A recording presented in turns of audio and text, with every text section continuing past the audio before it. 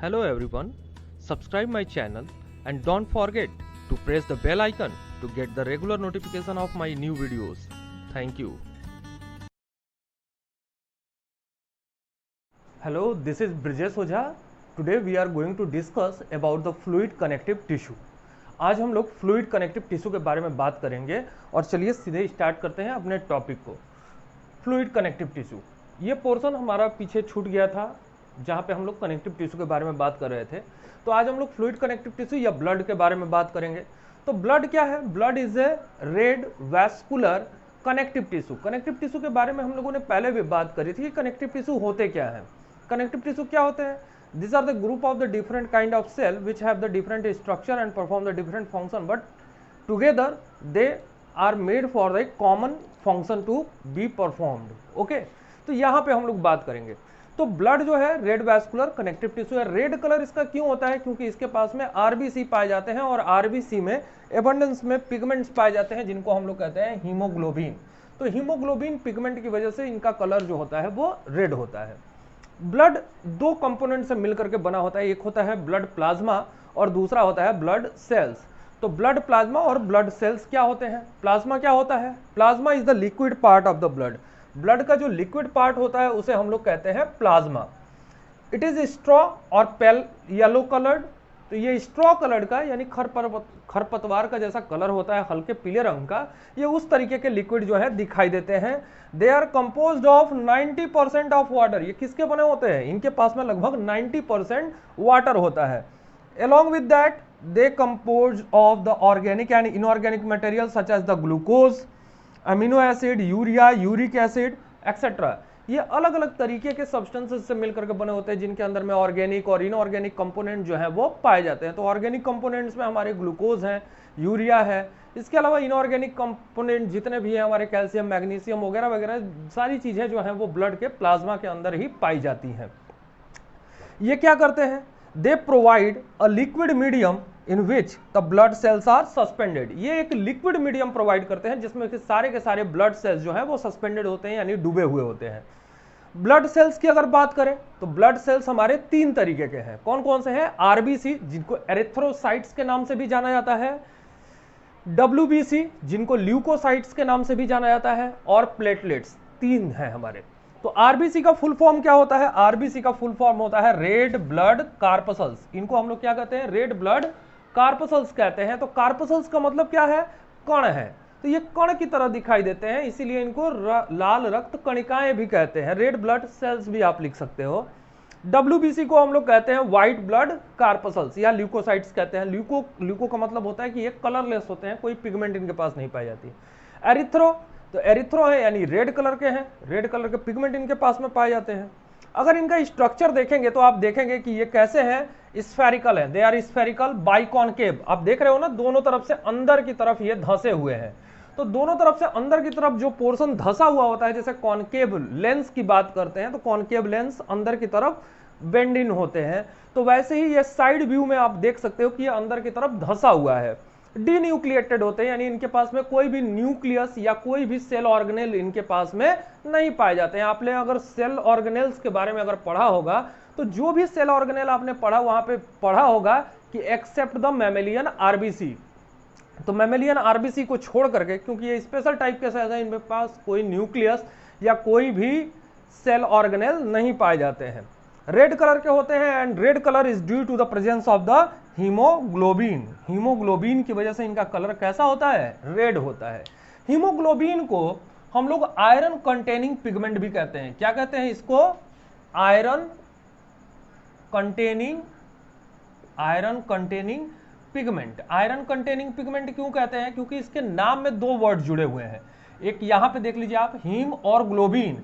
तो हीम का मतलब ही होता है आयरन। हीम का मतलब क्या होता है? हीम का मतलब होता है आयरन, और ग्लोबिन क्या है? एक तरीके की प्रोटीन है। तो आयरन कंटेनिंग पिगमेंट के नाम से जानते हैं। इसके अलावा हीमोग्लोबिन को हम लोग रेस्पिरेटरी पिगमेंट भी कहते हैं। इसको क्या कहते हैं? Respiratory pigment, respiratory pigment. Respiratory pigment क्यों कहते हैं? Because the haemoglobin has a affinity for the oxygen. तो ब्लड के साथ में जो ऑक्सीजन का ट्रांसपोर्ट होता है हमारी बॉडी में, वो किसकी वजह से होता है? वो हीमोग्लोबिन की वजह से होता है। तो हीमोग्लोबिन ऑक्सीजन के लिए अपनी एफिनिटी शो करता है और इसकी वजह से पूरे बॉडी में हमारे ब्लड का सर्कुलेशन होता है। ठीक है, तो रेड कलर क्यों होता है? हीमोग्लोबिन की वजह से। इनके नंबर्स की अगर बात करें तो they are present in large number in small amount of blood. They are present 5 to 5.5 million per millimetre cube of blood. छोटे से ब्लड के हिस्से में लगभग 50 से लेकर के 55 लाख तक आरबीसी जो है वो पाए जाते हैं। तो 50 से 55 लाख मिलेंगे, इसीलिए हमारा पूरा का पूरा ब्लड कैसा दिखाई देता है? रेड अपीयर होता है। And red colour is due to once again with the haemoglobin. Life span इनका, यानी इनकी जीवन अवधि कितनी होती है? 1 से 15 से लेकर के 120 दिन तक ये बनते हैं। कहां बनते हैं? They are formed in the long bones. ये हमारे जो हाथ पैर के बड़ी बड़ी हड्डियां जो होती हैं उनके अंदर जो बोन मैरो मिलता है, तो बोन मैरो एक फैटी सब्सटेंसेस है जिनके अंदर में आरबीसी का फॉर्मेशन होता है। तो आरबीसी वहां पे बनते हैं।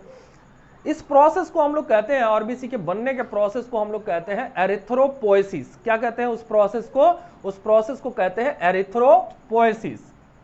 एरिथ्रोपोएसिस कहते हैं उसको। और स्प्लीन में सारे के सारे आरबीसी जो है वो उनकी कब्रगाह मानी जाती है। स्प्लीन को क्या कहते हैं? Spleen is called the graveyard of RBC. Graveyard मतलब क्या होता है? कब्रिस्तान होता है। तो सारे के सारे आरबीसी अपने लाइफ स्पान को कंप्लीट करने के बाद में क्या होते हैं? खत्म हो जाते हैं। तो उस प्रोसेस को हम लोग कहते हैं हीमोलिसिस। क्या कहते हैं उसको? हीमोलिसिस कहते हैं। हीमोलिसिस कहते हैं उस प्रोसेस को। तो एरिथ्रोपोएसिस आरबीसी के बनने का प्रोसेस और हीमोलिसिस आरबीसी के खत्म होने के प्रोसेस को कहते हैं। और खत्म कहां होता है? मेनली स्प्लीन में होता है, इसीलिए उसको उसका ग्रेवयार्ड कहते हैं। आरबीसी का काम क्या है? तो आरबीसी का काम होता है कि उसके पास में हीमोग्लोबिन होती है, तो ये ऑक्सीजन और कार्बन डाइऑक्साइड के पूरे बॉडी में ट्रांसपोर्ट में मदद करते हैं। रेस्पिरेटरी पिगमेंट इसीलिए कहा क्योंकि हीमोग्लोबिन को ऑक्सीजन से बहुत लगाव होता है और वो ऑक्सीजन के साथ में जुड़ करके एक कंपाउंड बना देता है जिसको हम लोग कहते हैं ऑक्सी हीमोग्लोबिन। तो इसकी मदद से वो पूरे बॉडी में ऑक्सीजन की सप्लाई करता है। इसके साथ साथ जब वो वापस आता है तो कार्बन डाइऑक्साइड के साथ में भी अटैच होता है और कार्बेमिनोहीमोग्लोबिन नाम का एक कंपाउंड बना देता है। क्या बना देता है? कार्बेमिनोहीमोग्लोबिन नाम का एक कंपाउंड बनाता है जिससे कार्बन डाइऑक्साइड को वापस लेके आता है लंग्स की एल्वेलाई में, जहां से उसको शरीर के बाहर निकाल दिया जाता है। दूसरा हमारा पॉइंट है WBC, जिसको हम लोग कहते हैं leucocyte, because they have no pigment in it. इनके पास में कोई पिगमेंट्स नहीं मौजूद होते हैं। इनका अगर स्ट्रक्चर देखेंगे तो आप देखेंगे कि ये कैसे हैं। लगभग 5 मैंने स्ट्रक्चर्स बनाए हुए हैं। All the structure are irregular, amoeboid shaped and nucleated structure.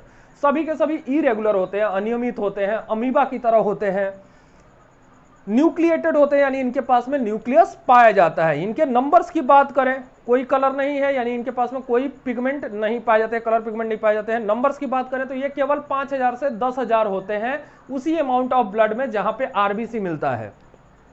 Life span इनका लाइफ स्पान केवल 2 से 3 दिन होता है, क्योंकि ये हमारी बॉडी को इम्यूनिटी प्रोवाइड करने का काम करते हैं, एक फाइटर की तरह काम करते हैं, किसी भी माइक्रोब्स को हमारी बॉडी में एंटर होने से रोकने का काम करते हैं। WBC को 2 पार्ट में डिवाइड किया गया है। एक है ग्रेन्युलोसाइट्स और दूसरे हैं ए ग्रेन्युलोसाइट। जो कणों की तरह होते हैं उनको ग्रेन्युलोसाइट्स कहते हैं, ग्रेन की तरह सेल्स, और जो ग्रेन्स की तरह नहीं दिखाई दे रहे हैं, सिंपल तरीके के सेल्स हैं, उनको कहते हैं ए ग्रेन्युलोसाइट्स। तो यहां पे ग्रेन्युलोसाइट्स में 3 तरीके के सेल्स आते हैं हमारे, न्यूट्रोफिल्स, बेसोफिल, एसिडोफिल्स। तो जब न्यूट्रोफिल्स की बात करते हैं तो कहते हैं कि it is act as a soldier. ये किसकी तरह काम करता है? एक सोल्जर की तरह काम करता है। सोल्जर का क्या काम है? कोई भी इन्वेडर्स होते हैं, कोई भी माइक्रो ऑर्गेनिजम्स होते हैं तो उनको हमारी बॉडी में घुसने से रोकता है। बेसोफिल के पास में एक हिपेरिन एंजाइम पाई जाती है that prevent the clotting of blood inside the blood vessels. Blood vessels के अंदर में ब्लड क्लॉट ना हो, इसकी सूचना किसके पास होती है? बेसोफिल के पास में होती है, क्योंकि उसके पास में एक एंटी क्लॉटिंग एंजाइम्स पाए जाते हैं जिसको कहते हैं हिपेरिन। तीसरा है एसिडोफिल्स। एसिडोफिल किस में मदद करता है? ये मदद करता है हीलिंग ऑफ वुंड में, घाव के भरने में।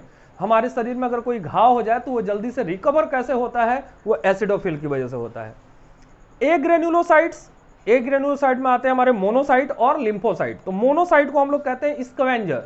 स्कैवेंजर का मतलब क्या है कि ब्लड के अंदर में मौजूद कोई भी डेड सेल्स हैं या कोई भी डेड माइक्रोब्स हैं, तो ये इनको फीड ऑन करके ब्लड के अंदर साफ सफाई का काम करता है। तो जैसे स्कैवेंजर मेस्तर जो है हमारे गली मोहल्ले में साफ सफाई का काम करते हैं, वैसे ही स्कैवेंजर्स भी क्या करते हैं, हमारे ब्लड के अंदर साफ सफाई का काम करते हैं। लिम्फोसाइट्स के अंदर में एंटीबॉडीज बनाने की क्षमता होती है। तो कोई भी अगर माइक्रोबियल अटैक होता है तो ये सबसे ज़्यादा एक्टिव हो जाते हैं और जल्दी से जल्दी उस माइक्रोब्स को किल करने के लिए उसका एंटीबॉडी तैयार करते हैं। एंटीबॉडी बनाने की वजह से ये हमारी बॉडी को क्या करते हैं, इम्यूनाइज करते हैं, इम्यूनिटी प्रोवाइड करते हैं, और उसके इम्यूनिटी प्रोवाइड करने की वजह से हमारे रोगों से लड़ने की क्षमता क्या होती है, बढ़ जाती है।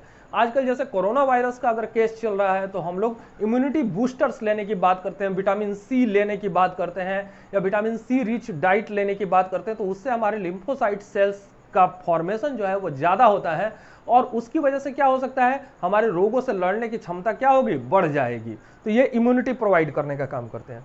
तीसरा और लास्ट हमारा टाइप है प्लेटलेट्स। तो प्लेटलेट्स कैसे होते हैं, या तो ये ओवल होते हैं, इरेगुलर होते हैं, साइटोप्लाज्मिक फ्रेगमेंट्स हैं जो ब्लड सेल्स बनते हैं बोन मैरो वगैरह में, तो वहीं पे उनके जो साइटोप्लाज्म होते हैं वो टूट करके अलग अलग शेप में चले जाते हैं, तो ओवल या इरेगुलर शेप के हो जाते हैं। इनको हम लोग क्या कहते हैं, प्लेटलेट्स कहते हैं। प्लेटलेट्स के पास में एक एंजाइम मिलता है, उस एंजाइम को हम लोग कहते हैं थ्रोम्बोप्लास्टिन। क्या कहते हैं उस एंजाइम को, थ्रोम्बोप्लास्टिन कहते हैं। इसीलिए प्लेटलेट्स को, जैसे यहाँ पे हम लोगों ने बताया कि आरबीसी को एरिथ्रोसाइट कहते हैं, डब्ल्यूबीसी को ल्यूकोसाइट्स कहते हैं, वैसे प्लेटलेट्स को इस थ्रोम्बोप्लास्टिन के प्रेजेंट होने की वजह से इसको थ्रोम्बोसाइट्स के नाम से भी जाना जाता है। कैसे इसको जानते हैं, थ्रोम्बोसाइट्स। तो कभी आपको अगर पूछे कोई कि थ्रोम्बोसाइट्स क्या होता है, तो थ्रोम्बोसाइट्स कहेंगे कि अरे हम तो पढ़े ही नहीं है। तो थ्रोम्बोसाइट्स को जानने के लिए आपको प्लेटलेट्स को जानना जरूरी होगा, क्योंकि थ्रोम्बोसाइट्स किसको कहते हैं, प्लेटलेट्स को ही कहते हैं। अब ये थ्रोम्बोप्लास्टिन का काम क्या होता है, थ्रोम्बोप्लास्टिन का काम होता है कि अगर कहीं पे हमारे शरीर में कोई इंजरी हो जाती है, ब्लीडिंग होती है, तो उस ब्लीडिंग वाली जगह पे ये ब्लड को क्लॉट कर दे, और ब्लड को क्लॉट करने से ब्लड की जो ब्लीडिंग होगी वो क्या होगी, अपने आप रुक जाएगी। तो ये उस जगह पे, इंजरी वाली जगह पे ब्लड को क्लॉट करने का काम करते हैं। तो यहाँ पे हम लोगों ने पूरा का पूरा देख लिया कि ये फ्लूइड कनेक्टिव टिश्यू होते क्या हैं, ब्लड क्या होते हैं, ब्लड का कलर क्यों होता है, उनके नंबर्स क्या होते हैं, उनके फंक्शंस क्या हैं। इससे रिलेटेड कोई भी अगर प्रॉब्लम होगी तो मैं आपको उस पर कमेंट बॉक्स में जाकर मेरे से पूछिएगा, मैं आपको जरूर से जरूर बता दूंगा। ठीक है, तो अगला पोर्शन के लिए हम लोग आएंगे नर्वस टिश्यू को लेकर के। ठीक है, ओके, बाय।